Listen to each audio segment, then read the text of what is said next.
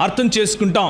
అయితే మనలో ఉన్నటువంటి పాప స్వభావం ఎలాంటిది అంటే, ఈ పాప స్వభావం కేవలం లోకంలోనే కాదు, పడిపోయిన సంఘస్థులలో కూడా ఉంటుంది. పడిపోయిన సంఘస్థులు అంటే పడిపోని సంఘస్థులు ఉంటారా అని అడిగారు. ఎవరూ లేరు.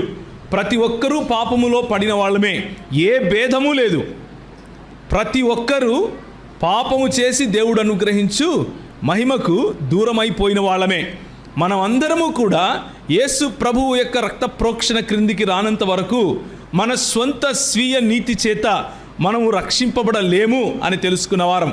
ఆ రక్షణకు కారణము కేవలము యేసు ప్రభువు ఉచితముగా ఇచ్చినటువంటి రక్షణ అని మనం నిన్న మొన్న చూసుకున్నాం. అయితే మనం అప్పుడప్పుడు ఏం చేస్తుంటాము అంటే, ఇదంతా తెలిసినప్పటికీ మనము స్థానికంగా ఉన్న మన సంఘానికి, సార్వత్రిక సంఘానికి మధ్య ఉన్న ఆంతర్యం, తేడాను